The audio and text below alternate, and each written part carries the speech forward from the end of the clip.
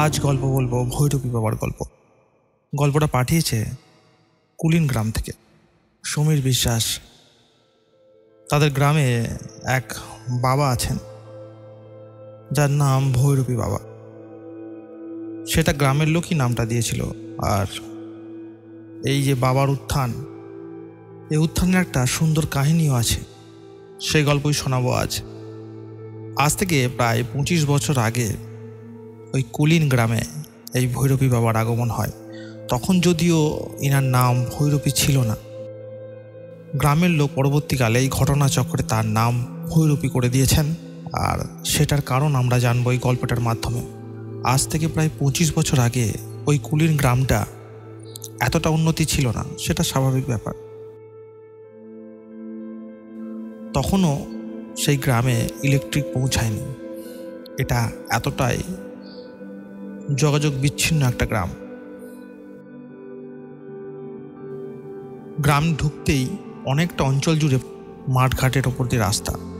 সেই রাস্তার পাশে কিছু জায়গা জুড়ে ছিল ঘন বাঁশ গাছের জঙ্গল।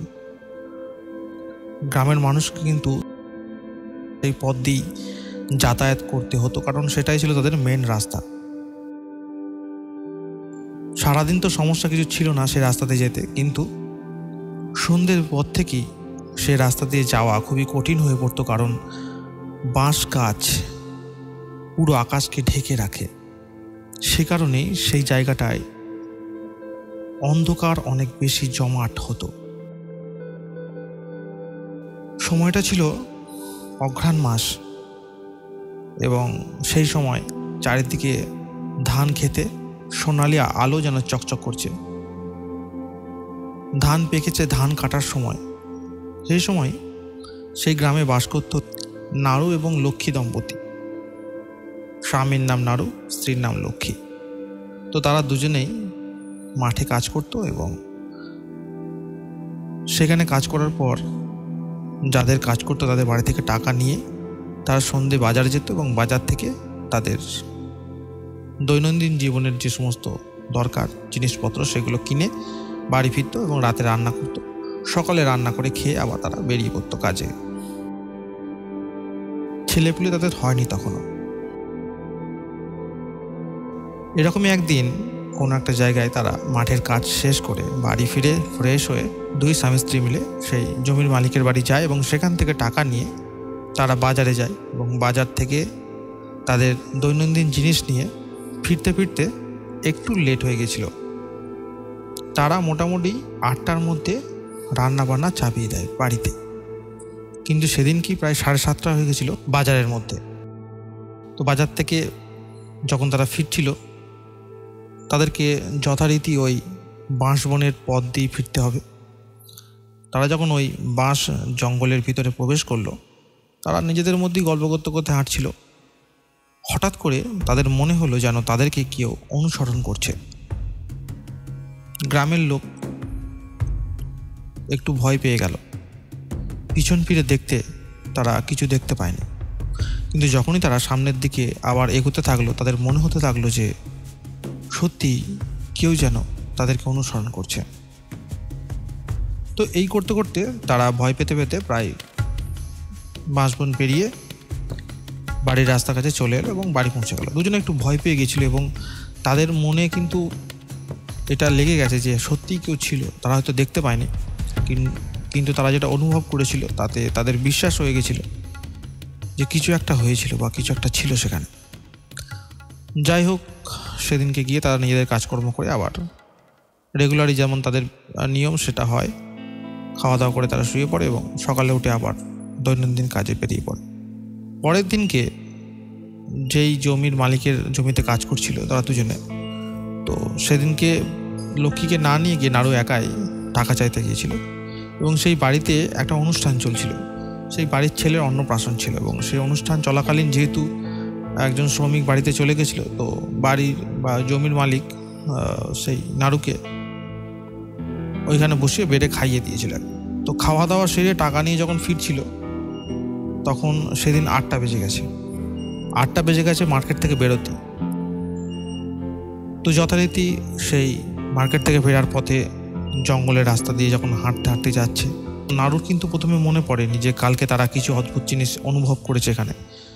কিন্তু যখনই বাঁশবনে ঢুকেছে, হঠাৎ করেই নাড়ু আবার আগের দিনের মতোই একটা অনুভূতি মনের মধ্যে চলে এসছে, যে কেউ একজন তাদেরকে অনুসরণ করছে। নাড়ু পিছন ফিরে না তাকিয়ে এক মনে দৃঢ় সংকল্প নিয়ে চলতে থাকে সামনের দিকে। কিছুক্ষণ চলতে চলতেই তার মনে হতে লাগলো যে তাকে অনুসরণ করছে পিছন থেকে সে অনেকটা কাছে চলে এসেছে। তার আর পিছন দিকে না তাকালেই নয়, এরকম একটা ব্যাপার হয়ে গেছে। তো সে বাধ্য হয়েই হঠাৎ করে পিছনে ঘুরেই তার চক্ষু চড়ক গাছ, মানে সে ভয় পেয়ে গেছে। তার মনে হলো সাদা কোনো কিছু পরিহিত একটা বস্তু তার চোখের সামনে থেকে সরে গেল। মানে যে জিনিসটা বা যেটা তার পিছু পিছু আসছিল, সেই জিনিসটা সাদা কোনো পোশাক পরিধান করে আছে, সেটা সাদা ধুতি হোক বা সাদা পাঞ্জাবি হোক। ওই গাঢ় জমাট অন্ধকারের মধ্যেও তার মনে হলো যেন সেটা চোখের সামনে থেকে পিছনের বাঁশঝাড়ের দিকে সরে গেল। এই দৃশ্য সে ক্ষণিকের জন্য দেখেছে, তবুও এত ভয় পেয়ে গেছে সে যে সে দৌড় লাগায় সেখান থেকে। এবং যখন সে দৌড় লাগানো শুরু করেছে ওই অন্ধকারের মধ্য দিয়ে, তখন তার মনে হতে লাগলো যে সেই জিনিসটাও তার পিছনে যেন হাওয়ার মাধ্যমে ভেসে ভেসে তার পিছু পিছু আসছে। তো সে ইচ্ছা করলেও আর পিছন দিকে তাকাচ্ছে না। সে রুদ্ধশ্বাসে এক ছুটে বাড়ি পৌঁছালো। বাড়ি গিয়ে সে দরজা খুলে হাঁপিয়ে পড়ে গেল বারান্দার উপরে। খুব হাঁপাচ্ছিল। লক্ষ্মী তো ভয় পেয়ে গেছে, বেরিয়েছে। কী হলো? তো সে জল চাইছিল। লক্ষ্মী এক ঘটি জল এনে নাড়ুর হাতে দিয়ে বলল, হয়েছেটা কি তোমার? কি হয়েছে? এমন করছো কেন? তো নাড়ু একটু জল খেয়ে ধাতস্থ হলো যখন, তখন উঠে বসলো। লক্ষ্মী হাত পাখা নিয়ে এসে তাকে বাতাস করতে লাগলো আর জিজ্ঞেস করলো, কি হয়েছে বলো?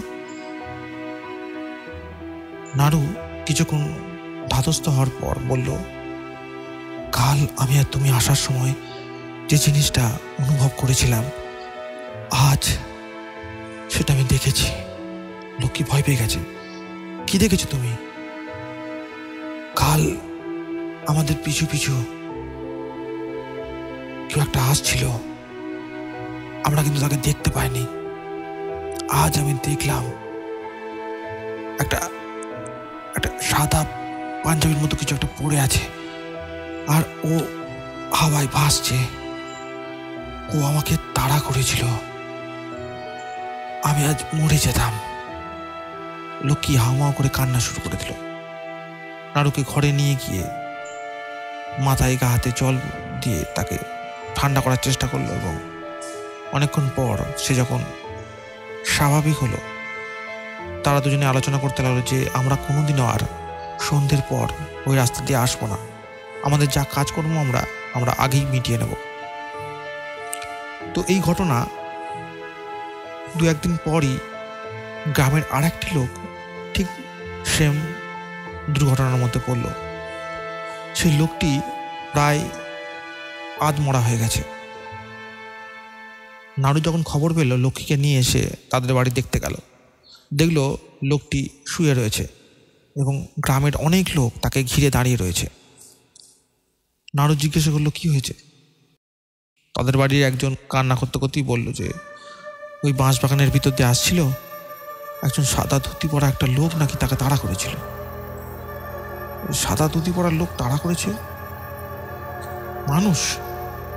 মানুষ নয় গো, যে আত্মা, অতিপ্ত আত্মা। একটা বয়স্ক লোককে এইভাবে বলো? ও তো মরেই গেছে।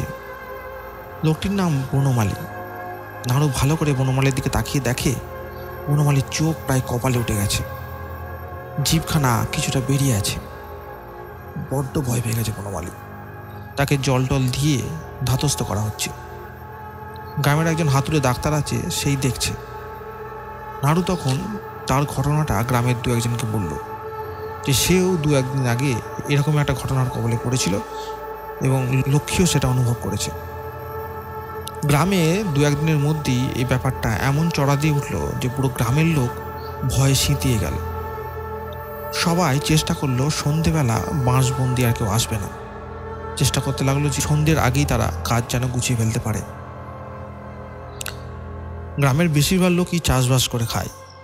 চাষের কাজে মাঝে মধ্যেই এদিক ওদিক হয়ে যেতে পারে, সঠিক সময় কাজ শেষও না হতে পারে। তো যারই কাজ একটু দেরি হয়ে যেতে লাগলো সেই বাড়ি থেকে কোনো একজন লোককে মাঠের মধ্যে ডেকে নিত, কিংবা কোনো বন্ধুকে কাছে ডেকে নিত।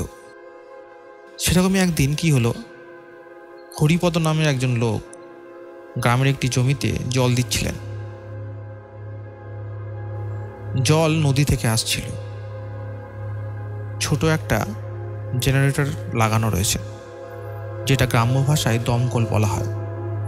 দমকল মাধ্যমে নদী থেকে জল তুলে সেই জল পাইপের মাধ্যমে জমিতে এসে পড়ছিল। দমকলটি কেরোসিনের দ্বারা চালিত, সেই কারণেই মাঝে মধ্যেই বন্ধ হয়ে যাচ্ছিল। তো সে বারে বারে গিয়ে সেটা স্টার্ট করে আসছিল, আবার এসে জল দিচ্ছিল।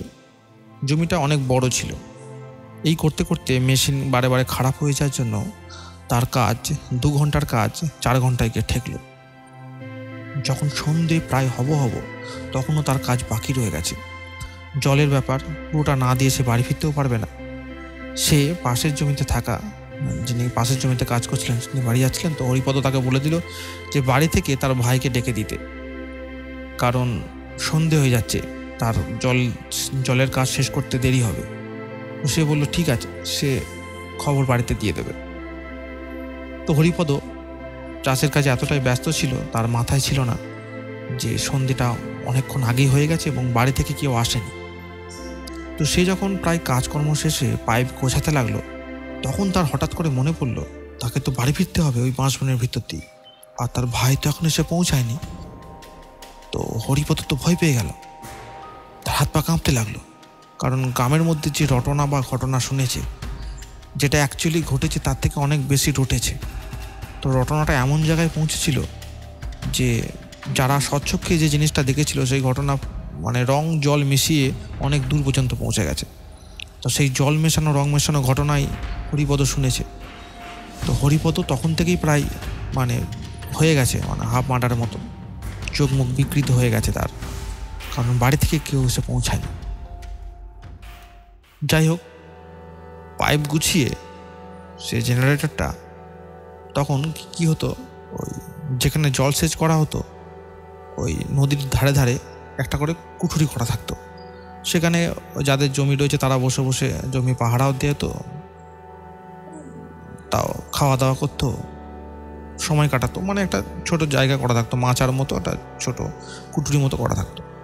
তো সেই দমকলটি সেই কুঠুরির মধ্যে ভরে দিয়ে পাইপ টাইপ গুছিয়ে রেখে সে একটা কোদাল কাঁধে নিয়ে টুকটুক করে ফিরতে লাগলো।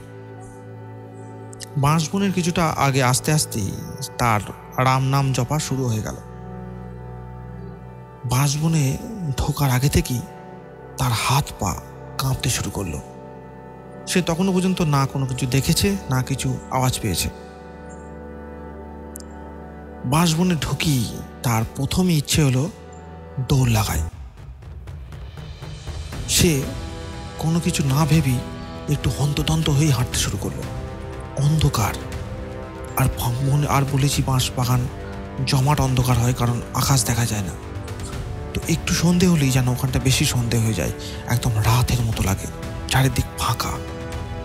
আপনারা যদি কেউ বাঁশ বনের মধ্যে কোনোদিন গিয়ে থাকেন, তাহলে আপনারা জানতে পারবেন যে বাঁশ বাগানের ভিতরে একরকমের আওয়াজ হয়, যে আওয়াজটা হাওয়াতে। বাঁশ বাগান এক গাদা বাঁশ একসঙ্গে থাকে, তো সে কারণে একটার সঙ্গে একটা লেগে থাকে বাঁশের কঞ্চির মাধ্যমে। যখনই হাওয়া দেয় সেই বাঁশ গাছটা দুলতে থাকে, এবং সেই দোলা এবং চারিপাশে বাঁশের সঙ্গে তাদের কঞ্চির যে জয়েন্ট, সেইগুলো দিয়ে একটা মরমর কটকট করে আওয়াজের সৃষ্টি হয়, যে আওয়াজটা সত্যি ভয়ানক। আর এরকম একটা সিচুয়েশানে সেই আওয়াজ ভস্যে ঘি ঢালার মতন ব্যাপার। তো হরিপদ যখন হন্ততন্ত হয়ে হাঁটা শুরু করেছিল, সেই আওয়াজটা খুব বেশি বেশি করে হতে শুরু করলো। আর সেই আওয়াজ শুনে হরিপদর বুকের ধুকপুকুনি 1000 গুণ বেড়ে গেছিল। হরিপদ আরও ভয়ে কাবু হয়ে দৌড় লাগালো। সে না কোনো কিছু দেখেছে, না কিছু তাকে ভয় দেখানো হয়েছে। তার মনের মধ্যে বিভিন্ন গল্পের বাসা এমনভাবে তাকে ভয় পাইয়ে দিয়েছে যে সে কিছু না দেখেই দৌড় দিল, এবং সে এত জোর দৌড়াচ্ছে তার সামনে যদি ছোটোখাটো কোনো গর্ত বা ইট পড়ে থাকে তাতে লেগে পড়ে গেলে সে মরে যাবে এরকম। তো হরিপদ যখন দৌড়চ্ছিল তার কাঁধের কোদালটাও থপথপ করে কাঁধ থেকে সরে যাচ্ছিল। সে কোদালটা এক হাতে করে ধরে দৌড় দিয়েছে। কিছুটা দূর যেতেই তার কোমরে বাঁধা গামছার এক চুলি একটি বাঁশের কঞ্চির গায়ে লেগে আটকে যায়, এবং সে এক পা ঘুরে গিয়ে পড়ে সামনের মাটির মধ্যে, এবং সেখানে থাকা ছোট একটা ইঁটে তার মাথা ফেটে যায়, এবং কোদালটা বেকায়দায় এসে তার কোমরের একাংশে ঢুকে যায়। এরকম রক্তাক্ত অবস্থায় হরিপদ কোঁকড়াতে থাকে, কিন্তু সেটা এমনই একটা জায়গা যেখানে চিৎকার করলেও আশেপাশের লোক তা সাড়া পাবে না। সেই অবস্থায় হরিপদ কোঁকড়াতে কোঁকড়াতে উঠে দাঁড়ায়। সে জানে এখানে আমাকে বাঁচাতে কেউ আসবে না। সে আবার ভয়ে কোদাল ফেলে গামছা খুলে দৌড় দিতে শুরু করলো। মাথা ফেটে রক্ত তার সারা গা ছড়িয়ে পড়ল। কোমর থেকে রক্ত তার ধুতি ভিজিয়ে দিল। সে দৌড় থামায়নি। হরিপদ এরকম রক্তাক্ত অবস্থায় যখন বাড়ি পৌঁছেছিল তখন সে প্রায় মৃত। তার শরীর যেন আগেই ছেড়ে চলে গেছে তাকে। সে গিয়ে হুমড়ি খেয়ে পড়লো বাড়ির মধ্যে। বাড়ির লোক তাকে দেখে ভয় পেয়ে গেছে। তারা বুঝতেই পারছে না যে সে ভয়ে দৌড়ে এসছে না কেউ তাকে কুপিয়েছে। সঙ্গে সঙ্গে বাড়ির কিছু লোক তাকে নিয়ে লোকাল ডাক্তারের কাছে যায়, এবং সেখানে দেখে যে মাথাটা অনেকটা ফেটেছে এবং কোমরে কোদালটা অনেকটা ঢুকে কোমরে একটা কোপের দাগ রয়েছে। তো তাকে সঙ্গে সঙ্গে সরকারি যে হাসপাতাল ছিল সেখানে একটু দূরই ছিল, টানা ভ্যানে করে চাপিয়ে তাকে হাসপাতালে নিয়ে যাওয়া হয়, এবং হাসপাতালে যেতে যেতে তার রক্তক্ষরণ এত বেশি হয়ে যায় যে হরিপদকে বাঁচানো অসম্ভব হয়ে ওঠে, এবং শেষ পর্যন্ত হাসপাতাল থেকে মৃত বলে ঘোষণা করে। এরকম একটা মর্মান্তিক ঘটনা ঘটে যাওয়ায় গ্রামের লোক এত বেশি ভয় পেয়ে গেছে যে তারা বাড়ি থেকে বেরোনো বন্ধ করে দিয়েছে। আগে তবু সন্ধ্যের পর সেখান থেকে কেউ ফিরত না, এখন বিকেল থেকেই সেই পথ দিয়ে যাওয়া বন্ধ হয়ে গেছে। হরিপদর মৃত্যু যেন পুরো গ্রামকে স্তব্ধ করে দিয়েছে। এখন তাদের মনে হয় যে আত্মা ওখানে ছিল তো ছিল, এখন হরিপদর আত্মাও সেখানে থাকবে, এবং সেই জায়গা দিয়ে সাধারণ মানুষের আশা একদমই বন্ধ হয়ে যাবে। মানুষ জানতেই পারল না হরিপদর আজ মৃত্যু সেটা কি কারণ। না কোনো ভূত এসেছিল, না তাকে কেউ ধাক্কা দিয়েছে, না তাকে কেউ কুপিয়েছে। মানুষের মন মানুষকে এমন একটা পর্যায়ে নিয়ে যেতে পারে যেটা তার খুব কাছের বন্ধু পারে না। যে মন কথা বলে না, যে মন সামনে পাশাপাশি হাঁটে না, সেই মন মানুষের এরকম একটা পরিণতি করতে কয়েক সেকেন্ড লাগায় মাত্র। এই ঘটনাটা পরে জানা গিয়েছিল, এবং যে ঘটনাটা দেখেছিল সে পরে সেটা বিবৃতি দিয়েছিল। সেদিনকে হরিপদ যাকে দিয়ে তার ভাইকে বলতে পাঠিয়েছিল জমিতে আসার জন্য, সে একজন মাতাল। সে চাষের কাজ করে বাড়ি না ফিরেই আগে মদের দোকানে ঢোকে, এবং মদ খেয়ে যখন সে ফেরে তখন সন্ধে হয়ে গেছে, এবং হরিপদর ভাই বাড়িতে দাদার আসতে লেট হচ্ছে দেখে বাড়ির কাজ গুছিয়ে সে একটু সামনের দিকে হাঁটতে হাঁটতে আসতে থাকে। দাদাকে যদি দেখতে পায় একসাথে যাবে, এবং যখন সে অনেকটা চলে আসে তখন ওই মাতালের সঙ্গে তার দেখা হয়। সে হরিপদর ভাইকে দেখে বলে যে আরে আরে তুই যাচ্ছিস, আমার মনে পড়ে গেল তো দাদা আমাকে অনেকক্ষণ আগে বলেছে তোকে ডেকে দিতে, তুই যা যা। তো বলে তুমি তো আগে আমাদের এখানে গিয়ে জানাবে, তুমি এখন বলছো। তো মদ খেয়ে আছে, তার সাথে কি কথা বলবে। হরিপদর ভাই খুব কষ্ট করি প্রায় দৌড়ে হাঁপিয়ে গিয়ে সেই জমিতে পৌঁছায় ওই বাঁশ বাগানের ভিতর দিয়ে।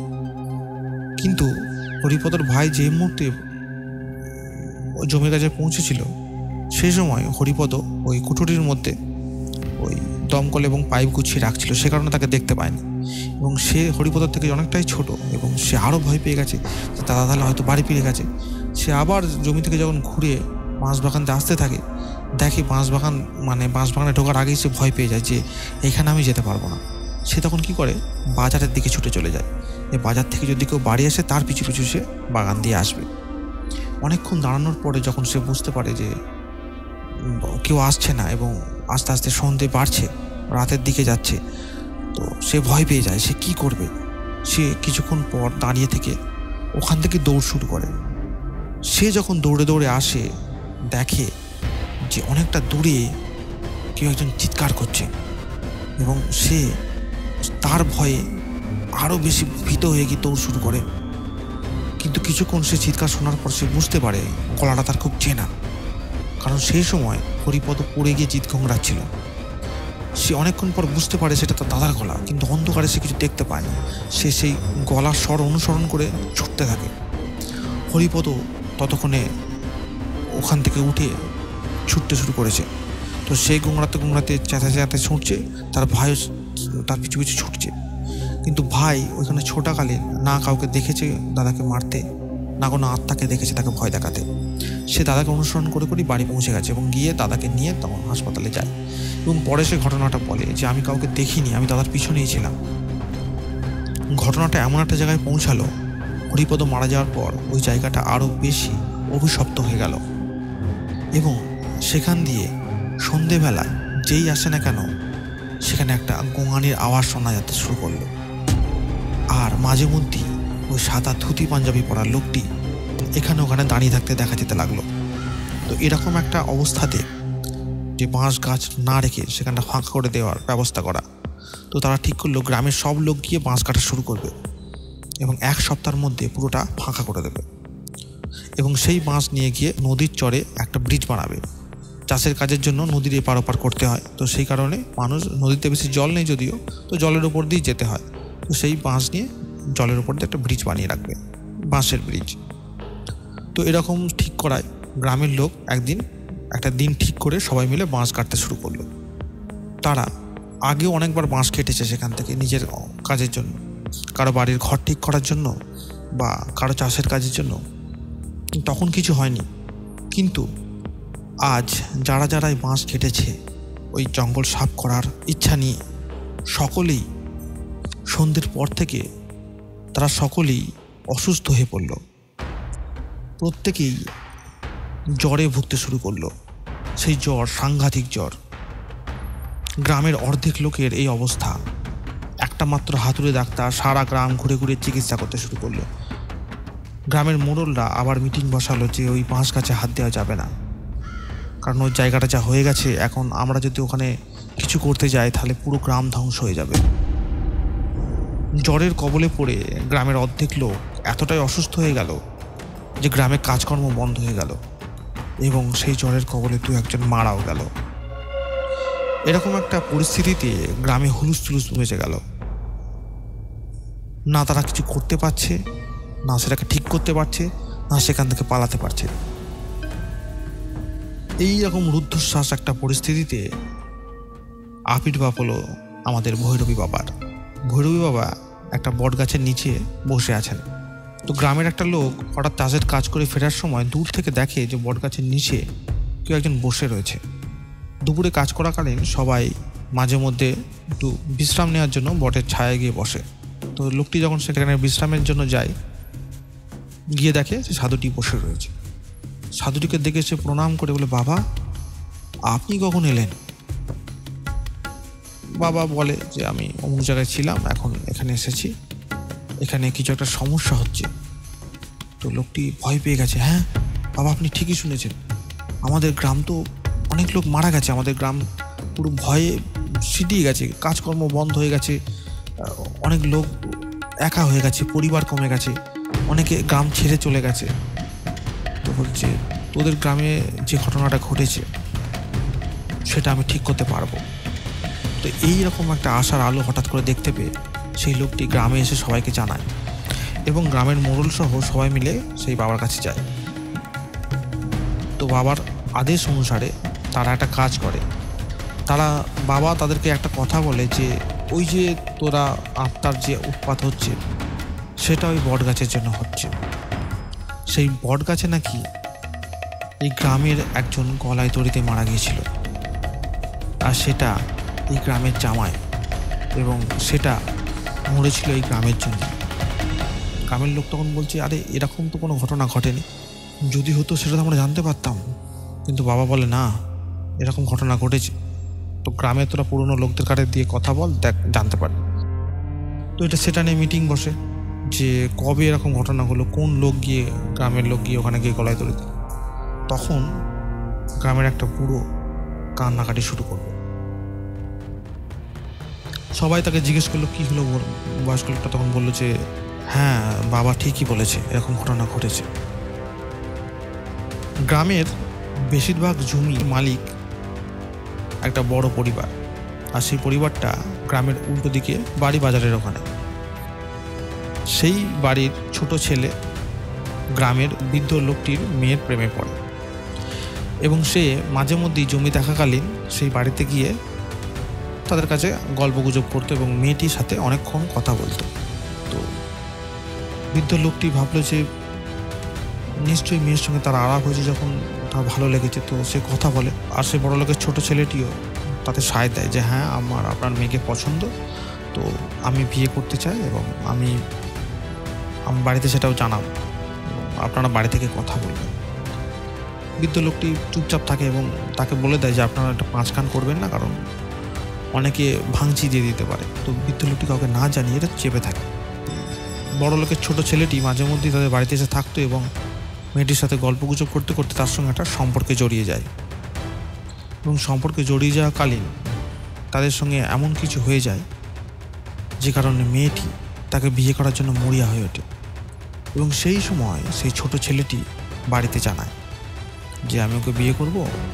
বাড়ির লোক এরা মেনে নেবে কী করে, কারণ খুব বড় একটা অভিজাত ফ্যামিলির ছেলেটি, এবং তাদেরই লেবার কাস্টে যারা তাদের জমি জমা চাষ করে, সেরকম একটা পরিবারের মেয়ে এই বাড়ির ছোট বউ হয়ে আসবে, সেটা সে বাড়ির মালকিনের পছন্দ হয় না, এবং তারা সরাসরি না বলে দেয়।